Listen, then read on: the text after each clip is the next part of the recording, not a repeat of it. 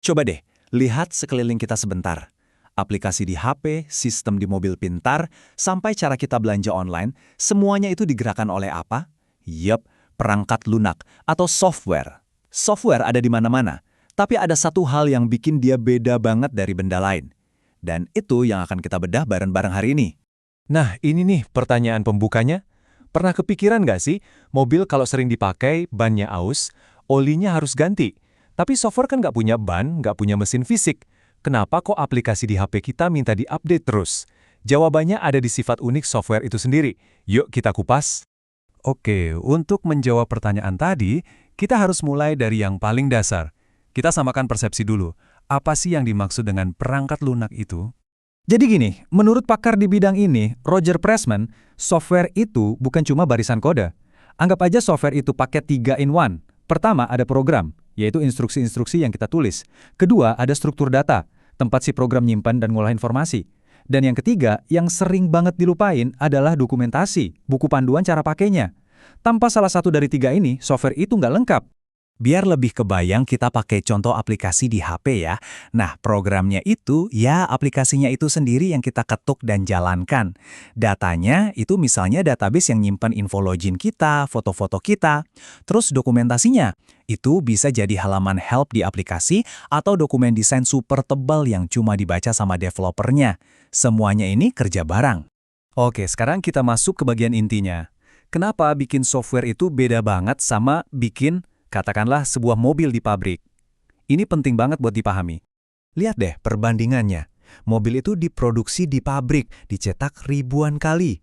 Kalau software itu dikembangkan atau direkayasa, sebuah proses kreatif yang nggak ada duanya. Terus, mobil makin lama makin aus. Software itu nggak aus, tapi memburuk. Maksudnya, yaitu tadi, muncul bug, teknologinya jadi ketinggalan zaman, atau kebutuhan penggunanya berubah. Nah, yang paling gila, bikin satu mobil lagi biayanya mahal kan? Bikin satu kopi lagi dari sebuah aplikasi biayanya hampir nol, tinggal copy-paste. Jauh banget bedanya. Software itu juga bukan cuma satu jenis. Dunianya luas banget. Mari kita lihat sekilas beberapa dunia tempat software hidup. Coba bayangkan spektrumnya. Ada software system kayak Windows atau macOS, ini fondasi rumahnya. Terus ada software aplikasi kayak Microsoft Word, ini perabotan di dalam rumah yang kita pakai. Ada juga software buat para ilmuwan, software super canggih yang ditanam di dalam drone atau smart TV, sampai aplikasi web kayak toko online favorit kita. Dari yang kelihatan sampai yang sama sekali nggak kelihatan, semuanya itu software. Nah, dengan semua jenis dan sifat uniknya tadi, bikin software itu bisa jadi proses yang super kompleks dan, ya, kacau. Terus gimana caranya biar nggak kacau? Jawabannya ada pada satu kata, rekayasa. Jadi apa itu rekayasa perangkat lunak? Intinya, ini adalah cara kita menerapkan prinsip-prinsip teknik ke dunia pembuatan software. Tujuannya apa? Supaya prosesnya jadi sistematis, ada aturannya, disiplin, semua ikut aturan, dan terukur, hasilnya bisa dipertanggungjawabkan. Ini bukan cuma soal ngoding, tapi soal membangun sesuatu dengan benar, dari awal sampai akhir. Dan ini dia peta jalannya, yang biasa disebut SDLC atau siklus hidup pengembangan perangkat lunak.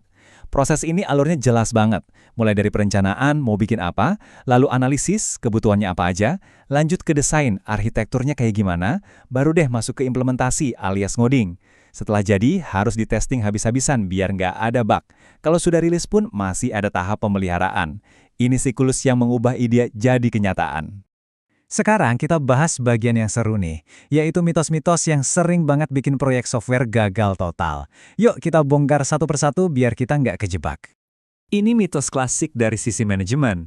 Kedengarannya logis banget kan? Proyek bangunan telat, ya tambah tukang, simple. Tapi apa di dunia software sesimpel itu? Kenyataannya justru kebalikannya. Nambahin programmer baru ke proyek yang udah telat itu, ibarat nambahin koki ke dapur yang udah kebakaran. Orang baru butuh waktu buat belajar, komunikasi jadi makin ribet, koordinasi makin pusing. Hasilnya, proyeknya malah jadi makin telat. Nah, kalau mitos yang ini biasanya datang dari klien atau pelanggan. Pokoknya bikin aplikasi kayak gini, detailnya nyusul ya. Wah, ini lampu merah nih. Kenapa? Karena di software, persyaratan yang gak jelas dari awal itu resep paling ampuh menuju kegagalan. Mengubah permintaan di tengah jalan itu sama kayak ganti pondasi rumah pas atapnya udah mau dipasang. Biayanya membengkak, waktunya habis, dan semua orang jadi stres. Mitos ketiga, ini datangnya dari developer sendiri. Setelah begadang berhari-hari, akhirnya programnya jalan tanpa error. Hore! Selesai! Gitu pikir mereka. Eits, tunggu dulu. Program yang bisa jalan itu baru setengah jalan. Apa udah diuji di segala kondisi? Udah ditulis dokumentasinya biar nanti gampang diperbaiki? Udah siap untuk dipelihara bertahun-tahun ke depan? Nah, pekerjaan yang sesungguhnya seringkali baru dimulai justru setelah programnya jalan.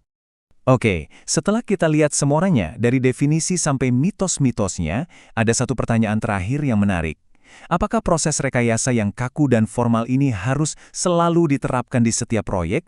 Gimana kalau cuma proyek kecil-kecilan atau startup yang butuh gerak super cepat? Nah, ini adalah perdebatan abadi di dunia teknologi yang menunjukkan bahwa rekayasa perangkat lunak itu bukan ilmu pasti yang hitam putih. Selalu ada nuansa. Menurut Anda gimana?